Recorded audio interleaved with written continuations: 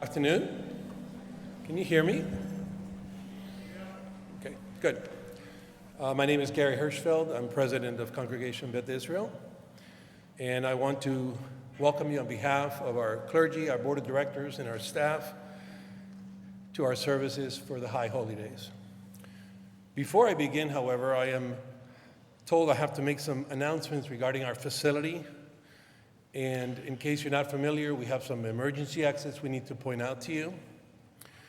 In the unlikely event of an emergency, we have exits to this side of the sanctuary and to that side of the sanctuary, as well as 4 exits in our social hall and the 3 exits to the front of the sanctuary.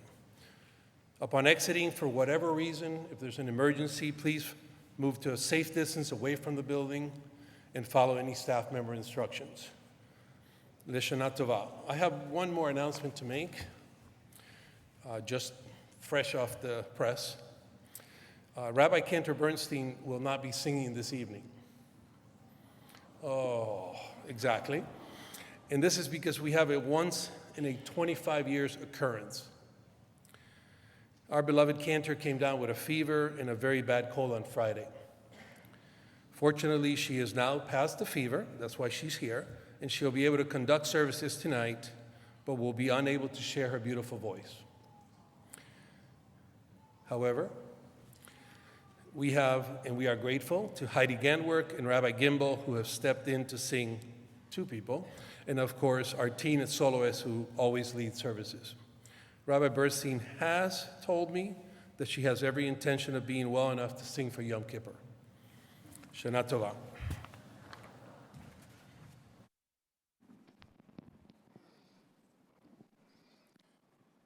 Hayom Tamsenu, today may we have the strength to do the work ahead, the spiritual work ahead of us in the next 10 days.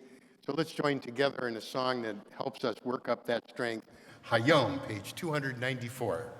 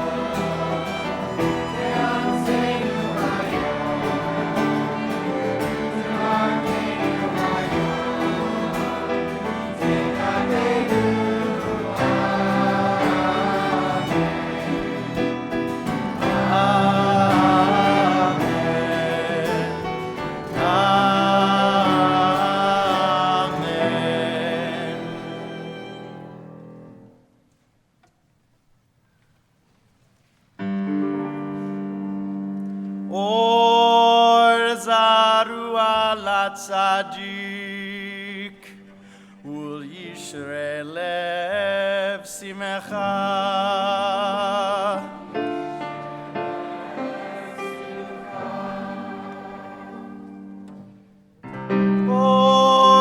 Zaru al tzadik u'yishrei lev simecha.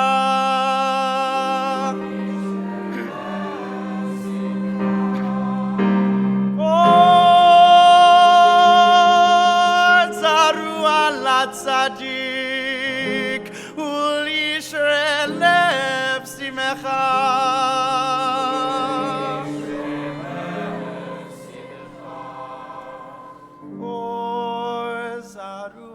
Tzadik ul yishrei lev simcha.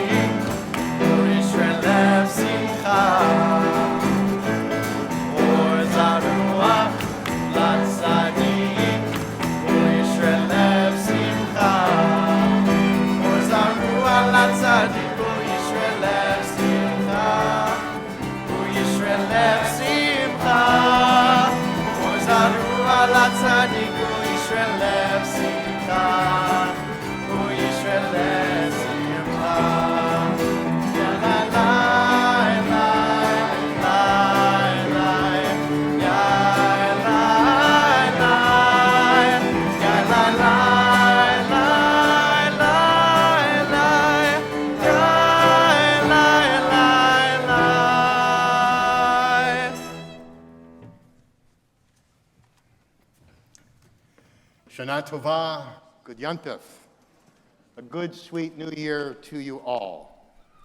These holy days bring us closer to each other, to our families, our friends, our synagogue.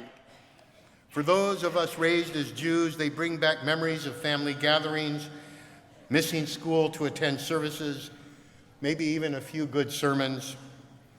For those who have chosen Judaism, this is probably an exciting time as you experience the great ingathering of the Jewish people and the closeness you feel with this people since you joined us. There are also non-Jews who are part of our congregation, and we welcome you too. We honor you and thank you for supporting the Jewish life of your family. And finally, we welcome those who have joined us through live streaming. All of us together tonight are Beth Israel of San Diego. I'd like to begin our journey together on these holy days with this thought. Jutting majestically from the red granite sides of a 2,500-foot canyon in the Kofa Mountains of Arizona are the only native palms in the entire state. For years, botanists puzzled how those tropical plants could flourish on the dark, almost perpendicular sides of this narrow gorge, especially since the sun reaches them only 2 hours a day. They finally concluded that the stone walls of the canyon reflect sufficient light and store enough warmth throughout the day to enable these trees to thrive in such a hostile environment. We are a bit like those trees, a community that comes together for these holy days, feeling the closeness to God and each other. We strengthen each other so that we can withstand the darkness and adversity, the challenges and struggles of our lives. God, the rock of our lives, and our families, friends, and community, they all give us the warmth and love and comfort we need to use these holy days to revitalize our lives, to reinvigorate our spirits, to strengthen our resolve to live life more fully. Founded on our faith and with each other's love and support, we can flourish like those kofa palms. Hine Matov, how good it is that we've come together. Let's join together Hine Matov on page 6.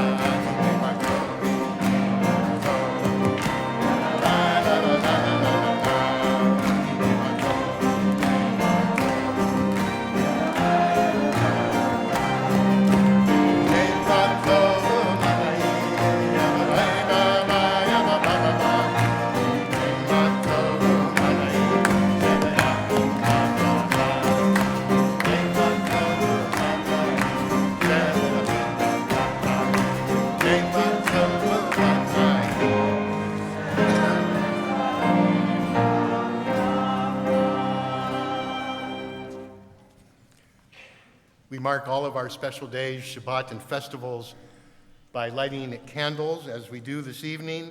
So to kindle our Rosh Hashanah lights, it's my honor and pleasure to call up Susanna and Michael Flaster. And as they come to the pulpit, we ask you to turn to page 11.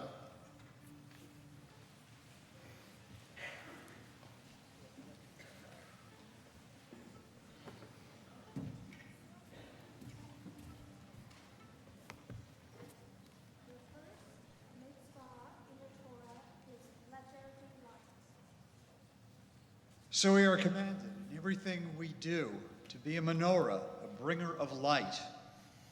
Live with honor and with integrity. Do your work with passion, and the radiance of your deeds will live after you. May our ideals burn bright, forever unextinguished, and may we live our lives like the flames we kindle, always stretching forward, striving for the good.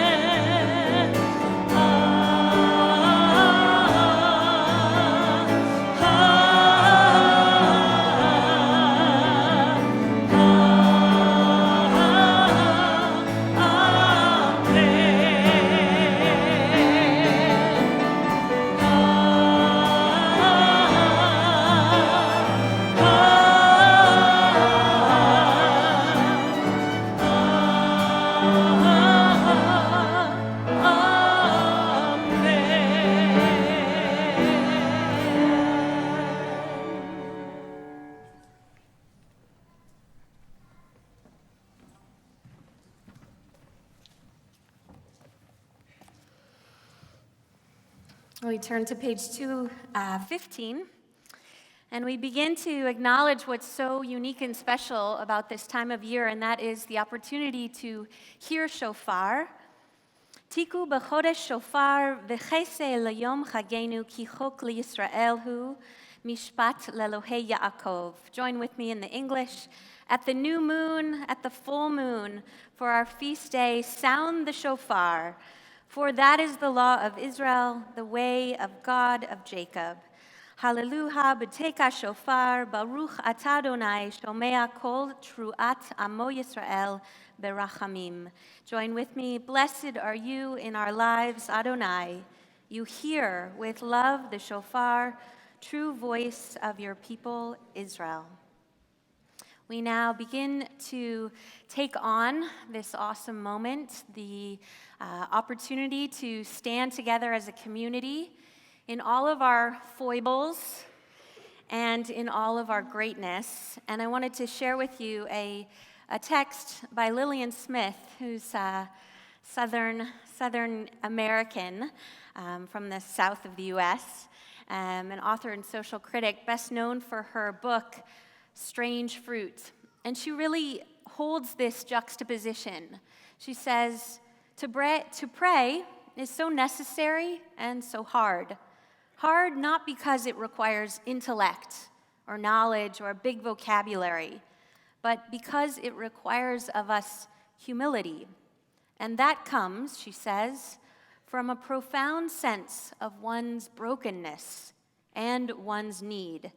Not the need that causes us to cry out, "Get me out of this trouble, quick," but the need that one feels every day of one's life, even though one does not acknowledge it so often, to be related to something bigger than ourselves, something more alive than each of us, something older and something not yet born that will endure through time. I'd like to call up our clergy to join us at the Ark, and we will offer our prayers and our humility on our community's behalf with the Hineni prayer.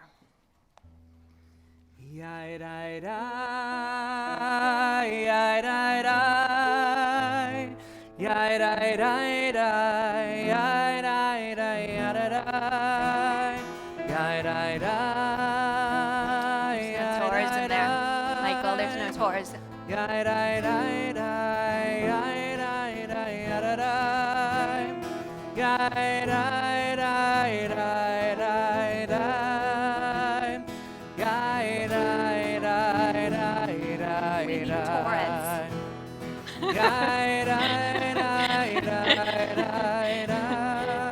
We're imagining that the Torahs are right there backing us up.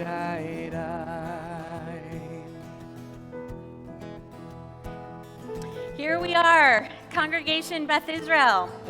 So poor in deeds, we tremble in fear, overwhelmed and apprehensive before you to whom we sing praise. Although unworthy, we rise to pray and seek favor for us as we embark upon this sacred task. Therefore, God of Abraham, Isaac, and Jacob, God of Sarah, Rebecca, Rachel, and Leah, Adonai, Adonai, merciful, gracious God, who inspires awe. We pray to you for success on our path. We pray for ourselves and our community. Do not hold us responsible for one of our wrongs and offenses. May our deeds cause us no shame. Great, might, awe-inspiring God Most High, who said to Moses, "I will be what I will be." May it be your will that our prayer reach your presence, for the sake of the righteous and blameless, the honest and pure of heart, for the sake of your glory. You hear your people's prayer with compassion. Baruch atah shomea tefillah. Blessed are you, the one who hears prayer.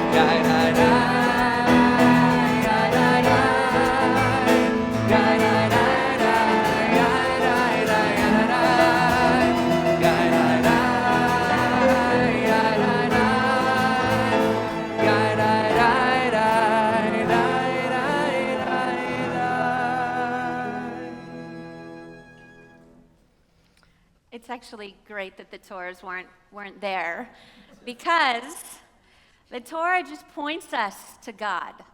Just points us to God.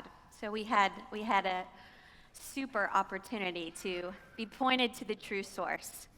Page 19, we're going to call in blessing for this year.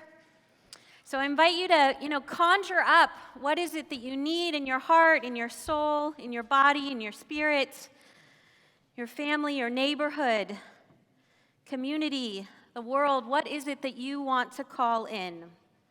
Eloheinu v'Elohei avotenu v'imotenu, yehi rachon v'nizkei livirchotecha, bishnat chameshet alafim sheva ma'ot ushvim ushmona. Join with me in the bottom of the page.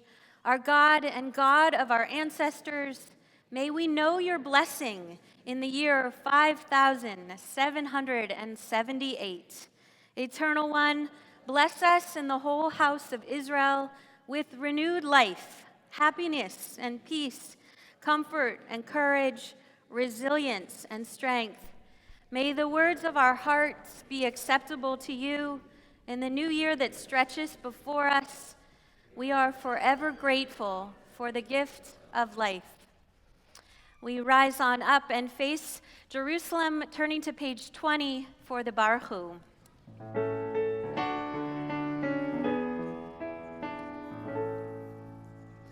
Baruch Hu et Adonai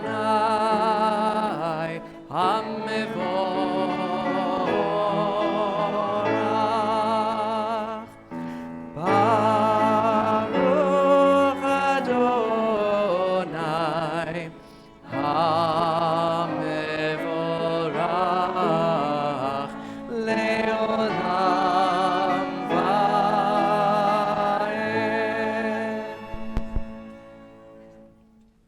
We stay standing and enter the blessings that will lead us to the Shema itself. That first blessing on page 22 is all about the mixing between darkness and light. And Lord knows we have had a lot of darkness this year, and God willing, a lot of light in the year to come.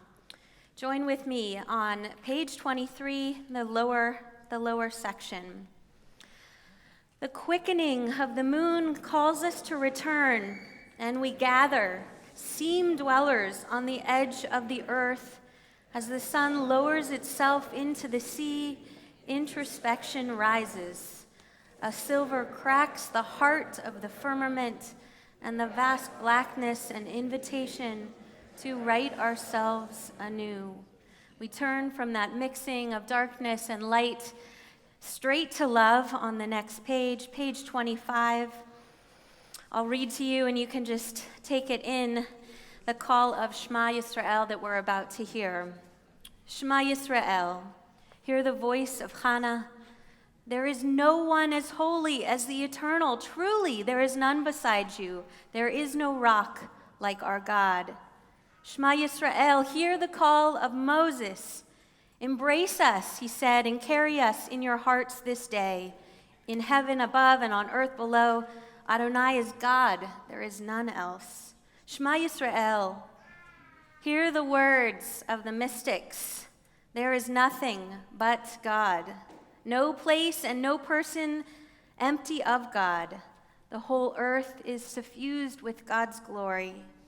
Hear, O Israel, God's hands are our hands. God's work is our work. God's voice speaks through us. And God is one when we are one.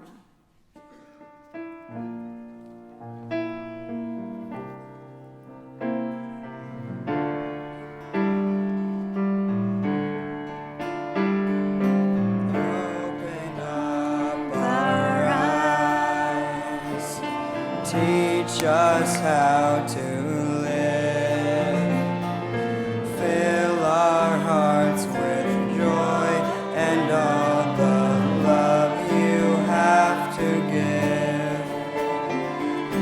Gather us in peace as you lead us to your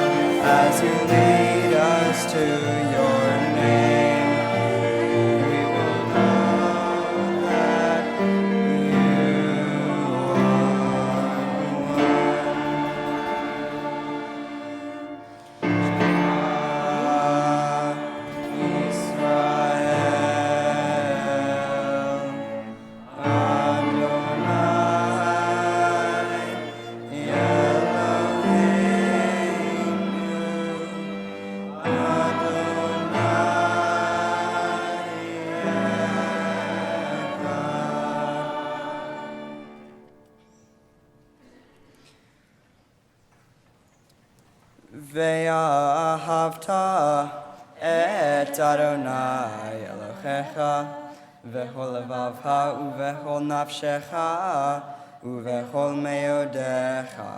והיו הדברים האלה אשר אנוכי מצווך היום על לבביך, ושיננתם לבניך, ודיברת בם בשבתך בביתך, ובלכתך בדרך, ובשוכבך ובקומך, וקשרתם להיות על ידיך, והיו לטוטפות בין עיניך, וכתבתם על מזוזות ביתך ובשעריך, למען תזכרו ועשיתם את כל מצוותי, והייתם קדושים לאלוהיכם. אני אדוני אלוהיכם, אשר הוצאתי אתכם מארץ מצרים, להיות לכם לאלוהים. אני אדוני אלוהיכם. On the other side of that oneness, the other side of that Shema, is the Mi Chamocha. And my senior rabbi from Santa Barbara, Rabbi Steve Cohen, wrote this text, and it always stands out to me this time of year in particular when it seems like the liturgy is almost neon. Really, it is calling to us in an amplified way. So this Mi Chamocha, what is it, right, that we would stand at the edge of the sea, faced with a wall of water, and hope that there could be an opening? He writes, in each of our lives, we come at last to a limit where we are forced to stop running and to cry out to God. How many times have you saved us and pulled us from the fist of danger? We lose count of your miracles. Our lungs fill with life breath, our feet grip the earth. You turned the world of land and sea against Pharaoh and brought signs and wonders to Egypt's soil. We saw your power revealed at the shore of the sea, and there we danced and sang a brand new song to you. Mi Chamocha, page 34.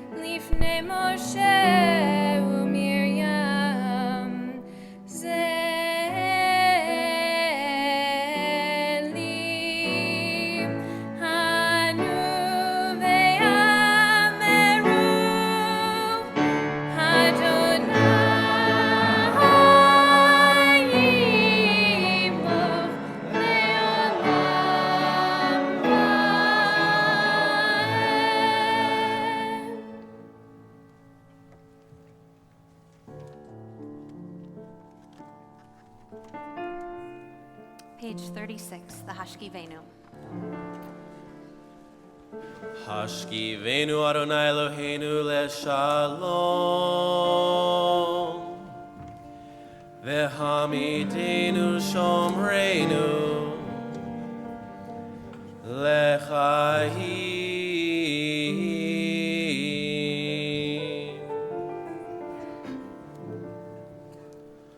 uferos alenu sukat shelomecha, ותקננו בעצה טובה מלפניך, והושיענו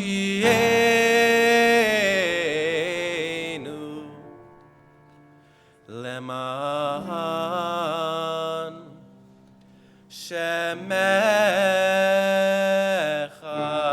Hashkivenu Adonai Eloheinu leShalom behamidenu shomreinu lechaim. Hashkivenu Adonai Eloheinu leShalom behamidenu shomreinu lechaim. Ushmor tzedkenu uvoenu v'chaim leShalom me'ata ve'ad olam.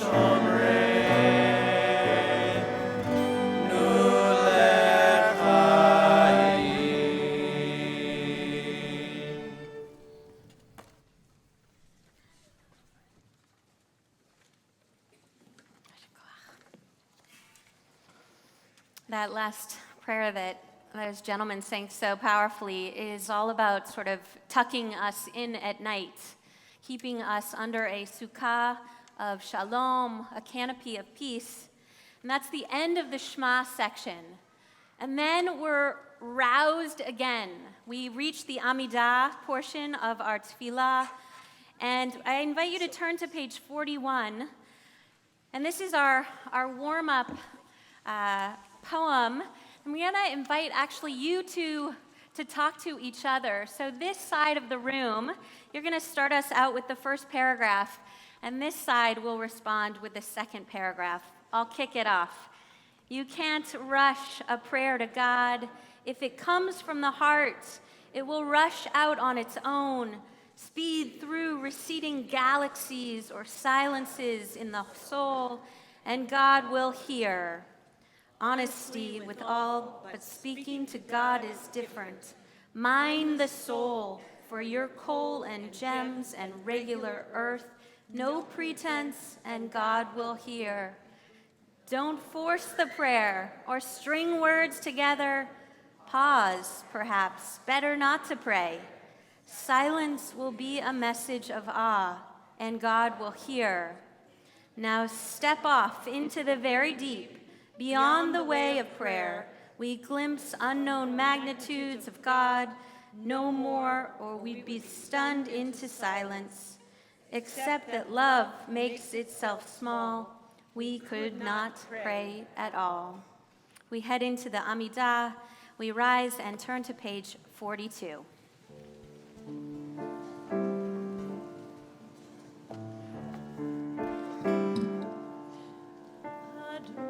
Adonai,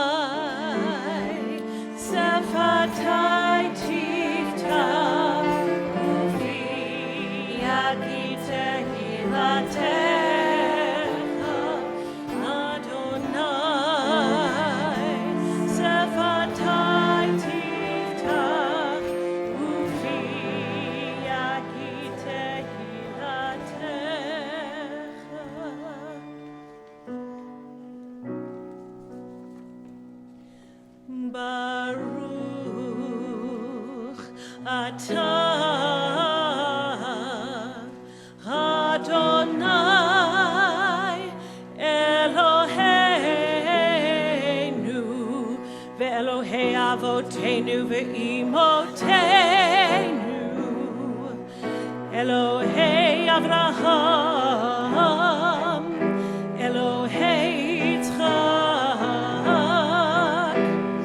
ואלוהי יעקב אלוהי שרה אלוהי רבקה אלוהי רחל ואלוהי לאה האל הגדול הגיבור והנורא אל עליון גומל חסדים טובים וקונה הכל וזוכר חסדי אבות ואימהות ומביא גאולה לבני בניהם למען שמו ויאהבו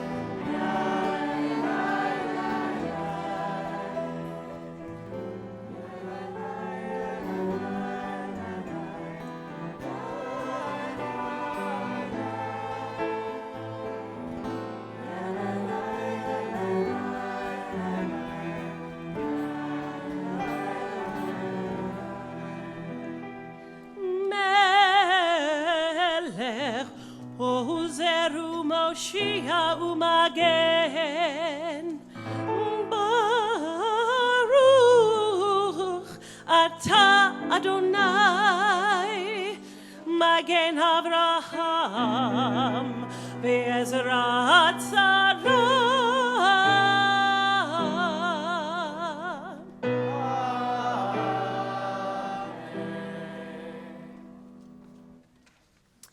I invite you to take a few moments, take a few breaths, and let all of that sink in.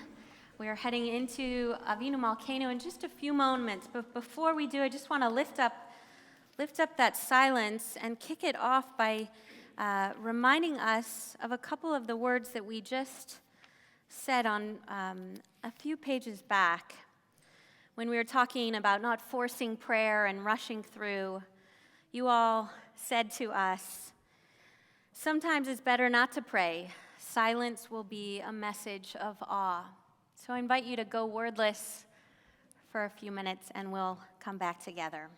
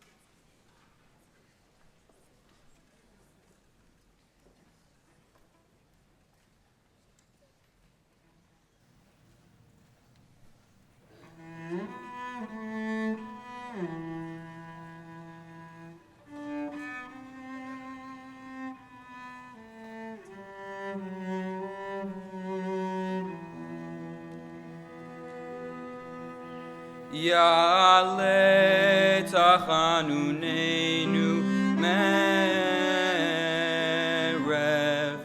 ויבוא שבתנו מבוקר, ויראה רנוננו עד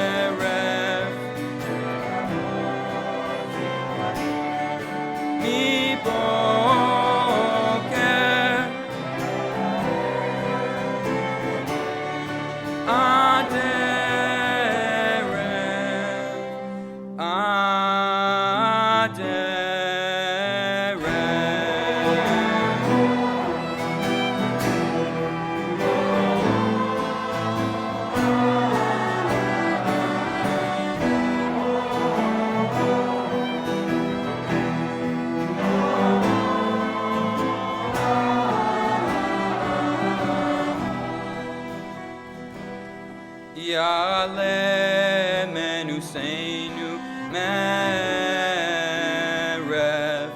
ויבוא למענו מבוקר, ויראה כיפורנו עד ערב, עד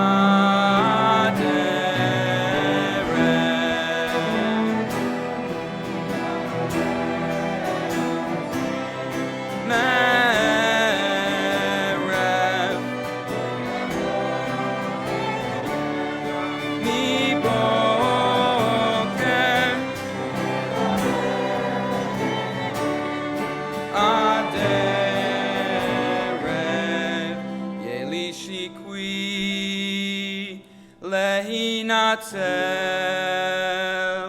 אני חושב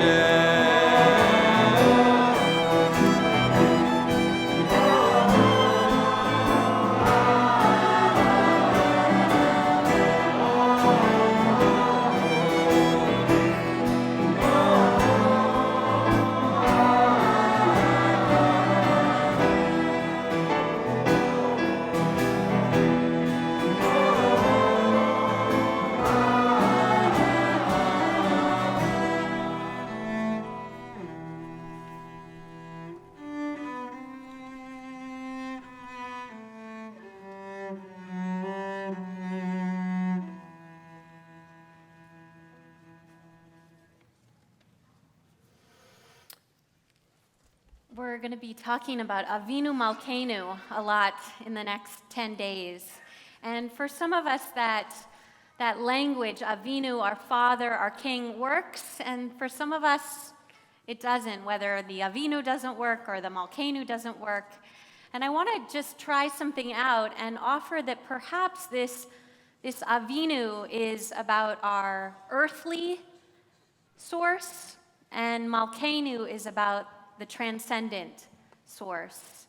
And that we keep going back to this refrain, Avinu Malkeinu, our God, our King, in order to realign ourselves. Rabbi Abraham Isaac Cook offers this image of the root of one's soul. He says, when we forget the essence of our own soul, when we're distracted in our minds, we can't attend to our inner life, and everything becomes confused and uncertain. He says that the primary role of tshuva, of being here during this season, is to return to ourselves, to the root of our soul. The root of our soul. So that's where I invite us to meditate or explore as we turn to Avinu Malkeinu. We will rise and open up the full ark on page 76.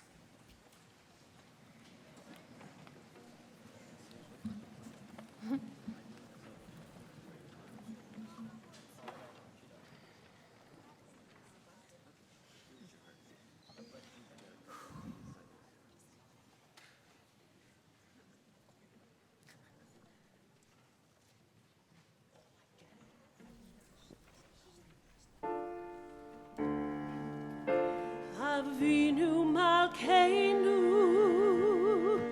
Shema Koleinu. Avinu Malkeinu, Chatanu lefanecha. Avinu Malkeinu, Chomul aleinu. Aleinu v'tapeinu, Avinu Malkeinu, kalei dever v'cherev v'ra'av me'aleinu, Avinu Malkeinu.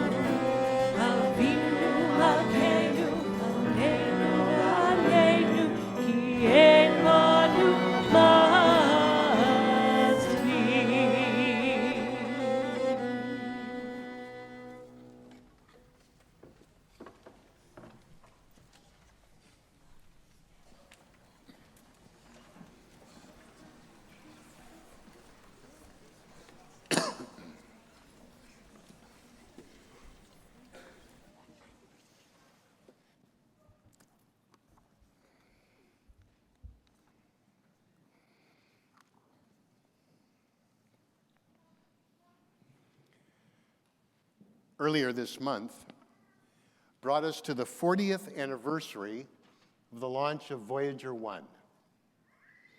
It is now floating beyond our own galaxy in empty space. Imagine this. Voyager 1 has less computing power than the key fob that many of you use to open your car doors. Think about how far human knowledge has come in the last 40 years. This summer also brought us Charlottesville, which reminded us that during the last 40 years, we apparently haven't learned anything about getting along with one another. This is the 11th Rosh Hashanah that I've had the privilege of welcoming with you. I have been very careful with the words that I speak on this pulpit. I have taken to heart the request of a beloved member of our community, one of the first to come meet me after I began at Beth Israel. And this is what he said to me. When you give liberal sermons, for as a Reform rabbi, he assumed that that's what I would be doing. When you give liberal sermons, please don't imply that if one disagrees with you, one is wrong, a bad person, or a bad Jew. I care deeply about that advice. If I have felt the need to speak out on something, I have tried to do so with modesty, so that I could invite you to disagree with me, but at least hear my words. What I've wanted was what a mother of a friend of mine wanted from her kids. If you won't listen to me, she would say, at least hear me out. Today I'm asking you to hear me out. I hope you will feel that my words are sincere, based in Jewish values, and humble. I'm compelled by the teaching of the great Orthodox Rabbi Israel Salanter, who said, a rabbi whose community does not agree with him is no rabbi. And a rabbi who fears his community is not a mensch. So some will disagree with me, but I think most of us know that something serious is going on in our land. We feel it in our kiskis, our guts. Something's wrong. The Talmud teaches, if you see wrongdoing by a member of your household and do not protest, you are held accountable. And so it is in relation to the members of your city, and so it is in relation to the world. The Talmud is telling you that you are accountable for the behavior of others. Judaism doesn't let you off the hook. Your cherished American individualism is, according to the wisdom of our tradition, subservient to your responsibility to others.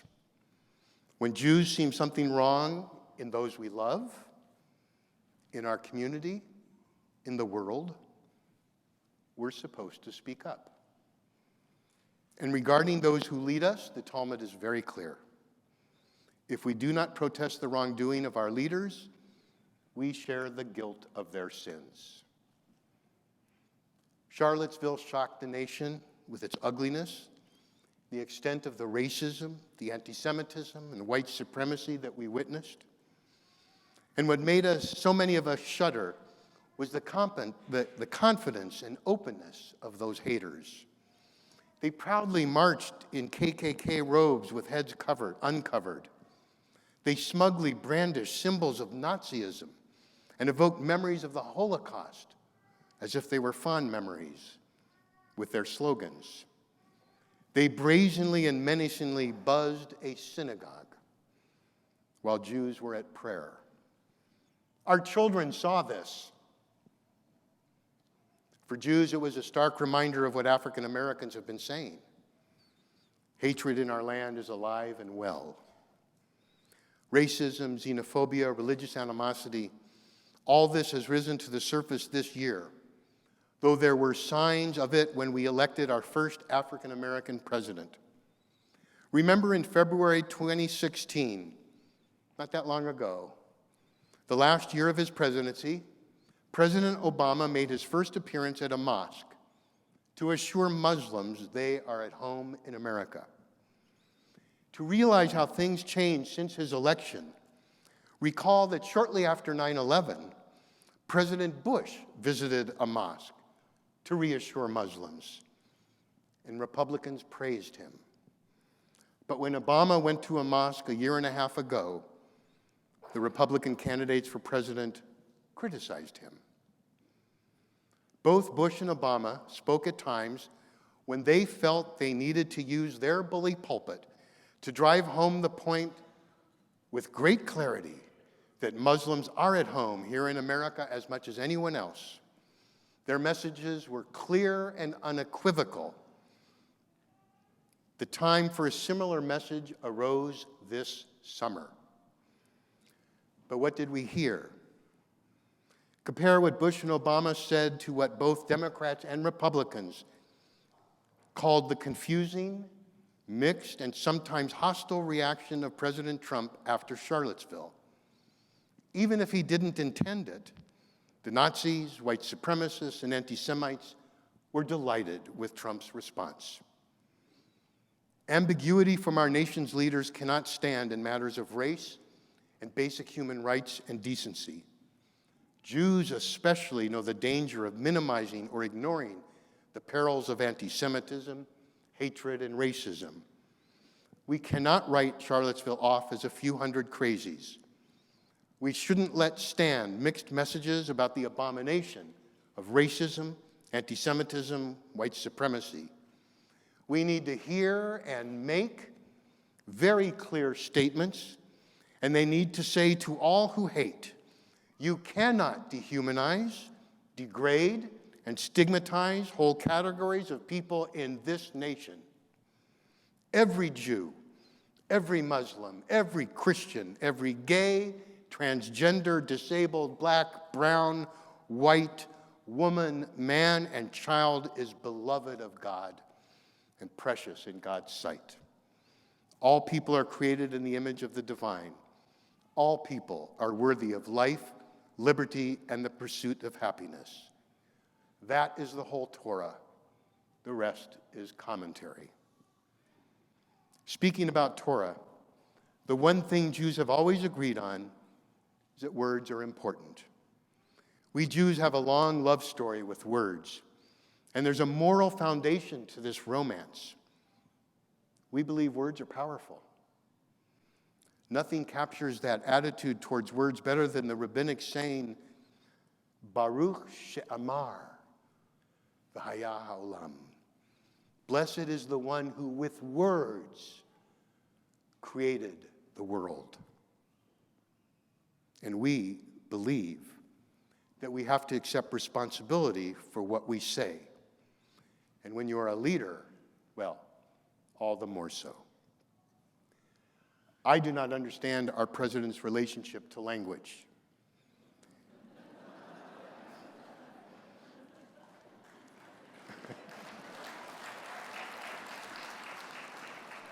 It confuses me when Trump says something and then others have to come out and clarify that we shouldn't interpret his words according to what those words mean.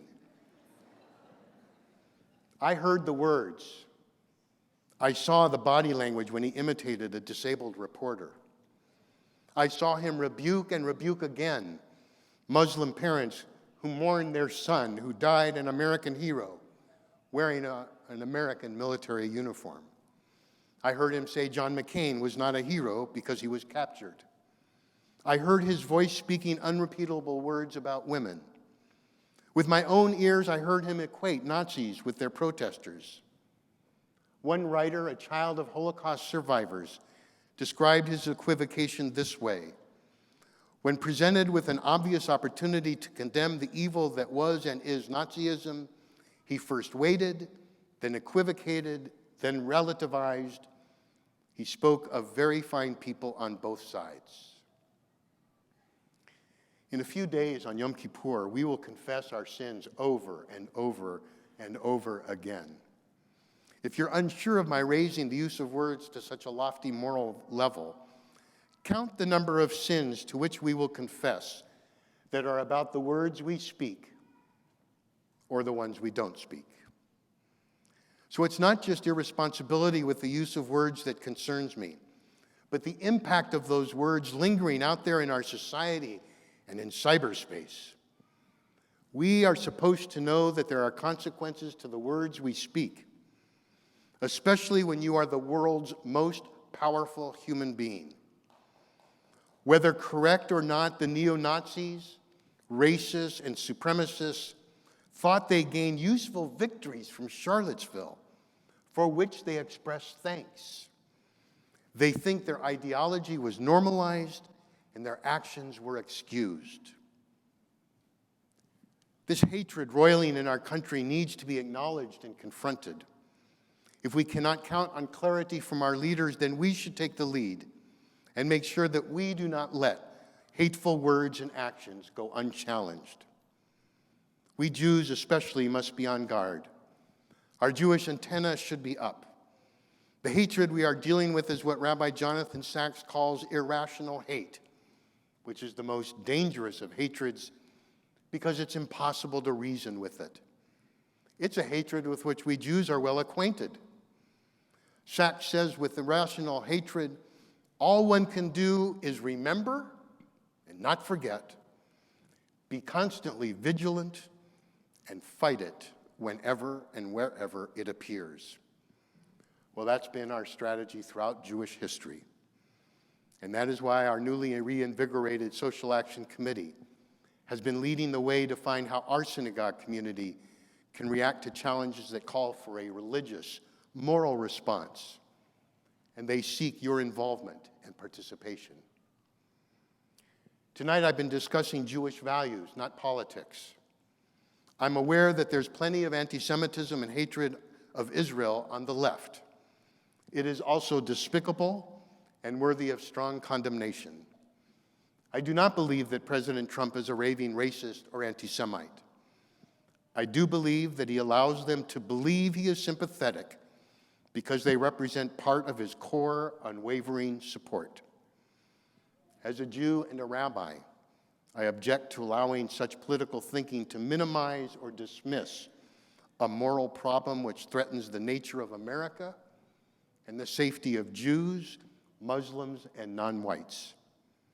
I've learned this lesson in many ways from many teachers, perhaps most profoundly from Elie Wiesel of blessed memory, whose credentials in matters of social morality are impeccable. He knew what it's like to live among those who are silent or ignore hatred. His memorable words are a warning to us today. He said, "We must take sides. Neutrality helps the oppressor, not the victim. Silence encourages the tormentor, never the tormented. Sometimes we must interfere." On this Rosh Hashanah, I wish to say to you that in matters of hatred and xenophobia, of demeaning others based on skin color, how they worship, or who they love, we must interfere. And in this season of repentance, let's do some hard work on ourselves. This is really not a sermon about someone else or others. It's about each of us. It's Rosh Hashanah. We're supposed to look at the world God gave us and renew our love and commitment to its well-being. But we're also to look inward and be honest with ourselves about our own lives. So today, let us do the hard work of ridding ourselves of any traces of irrational hatred of others. And if you look hard enough, you'll find it.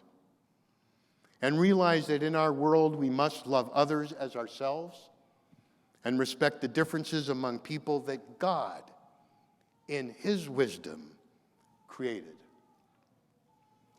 The last word goes to a Jew who happens to be politically a very right-wing Jew, the President of the State of Israel, Reuven Rivlin, who visited a first-grade class on opening day of the school year, and he told the children that Rosh Hashanah is a time for soul-searching. He said, "One of the first things we learn as citizens of the world and as Jews is," and I'm sure he said, "Ve'ahavta l'reacha kamocha," love your neighbor as yourself. This is true even when we don't love each other, he said. Even when we don't love each other. but we still have to respect each other. In spite of our differences of opinions, we are all one society. I hope that we will all learn and understand that loving your neighbor is a necessity. Ken Yehi Ratzon. May this be God's will.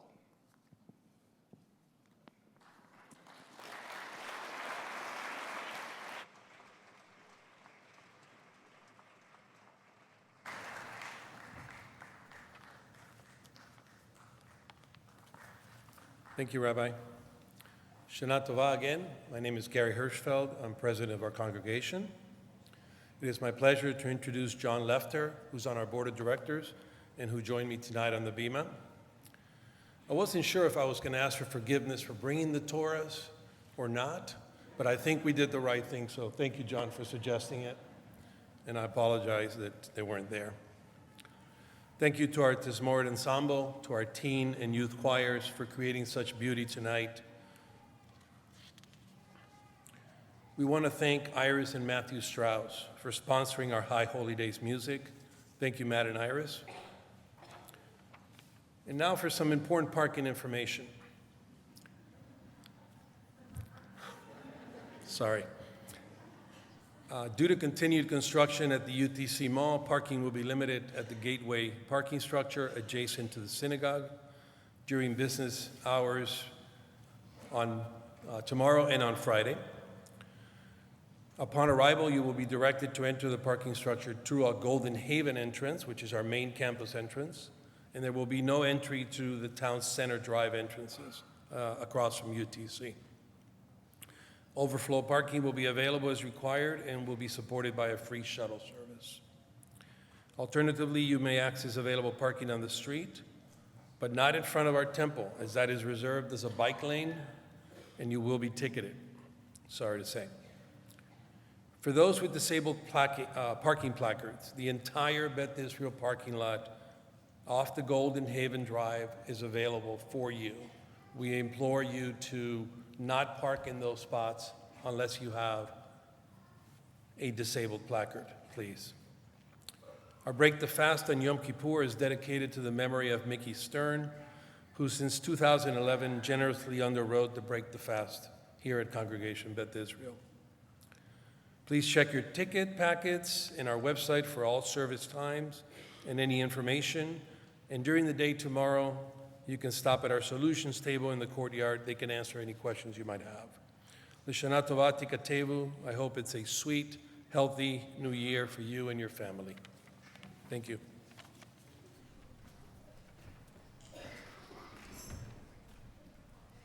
We begin to conclude our service by reminding ourselves that Aleinu L'Shabeach, it's upon each and every one of us to engage in the work of Tikkun Olam. We rise together on page 82.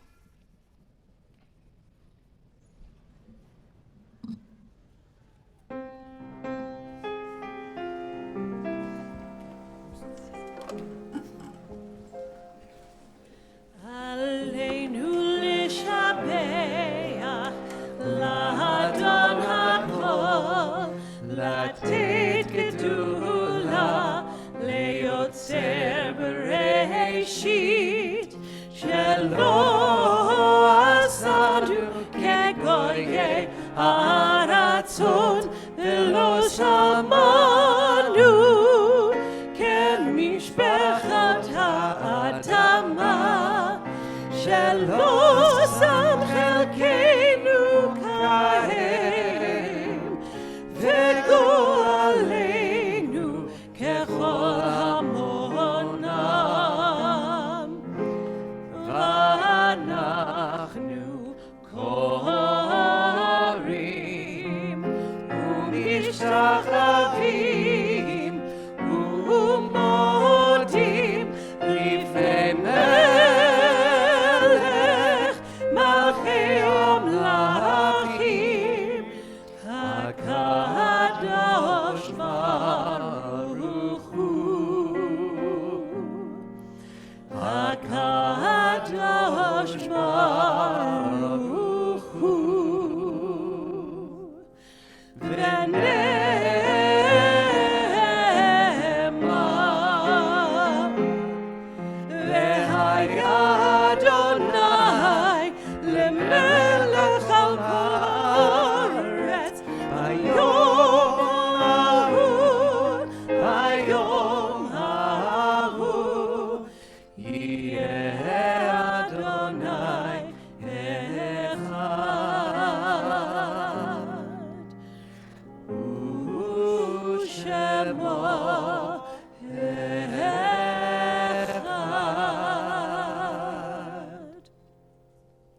To everything there is a season, a time for everything under the sun, a time to be born and a time to die, a time to laugh and a time to cry, a time to dance and a time to mourn, a time to seek and a time to let go. This is the time we remember those who gave meaning to our lives. This is the time we remember the bonds that tied us together, the love we shared, and the memories that will stay with us still. Together as a caring community, we turn to page 90 for Kaddish Yatom, our mourner's Kaddish. Yitgadal v'yitkadash shemei Rabbah, be'alma divrach yirutei v'yamlich malchutei, b'chayechon u'v'yomechon u'v'chayei jechol Beit Yisrael, ba'agala u'vizman kariv v'imru amen.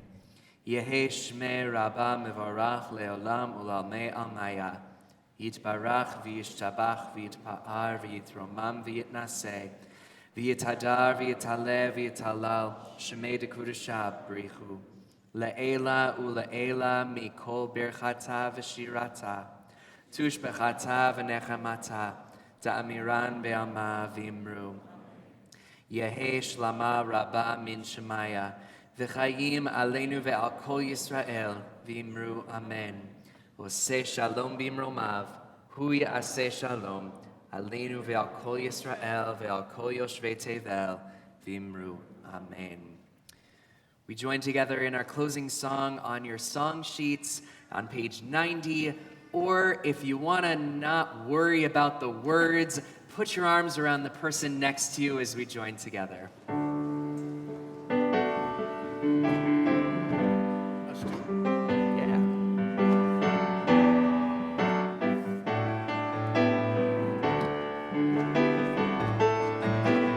Those who sow in tears will reap in joy, will reap in joy. Those who sow in tears will reap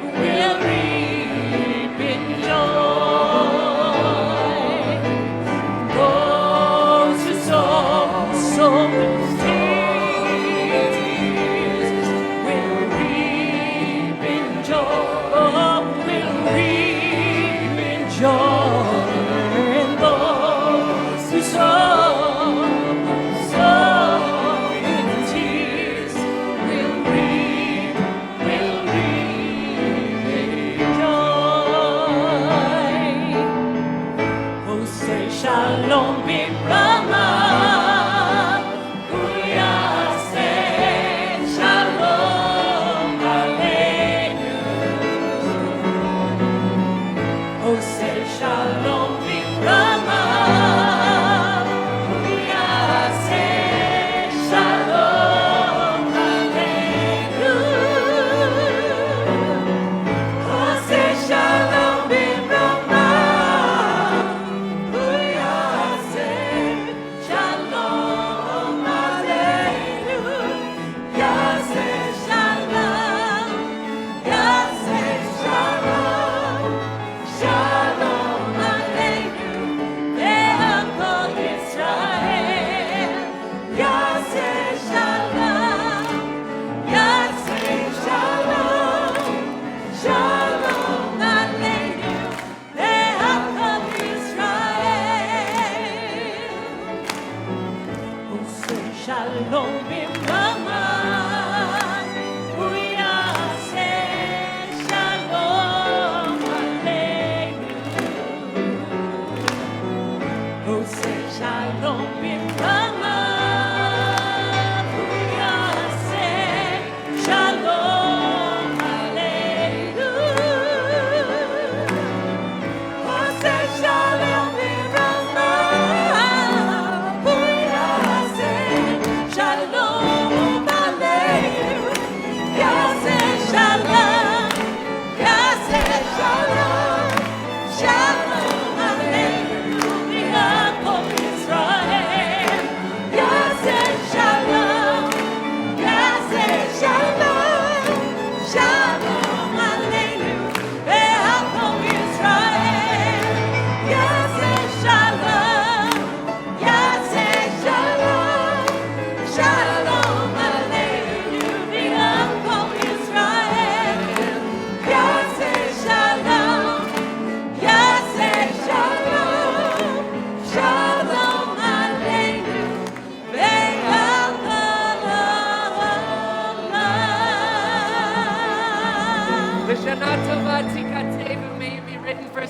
Happy New Year.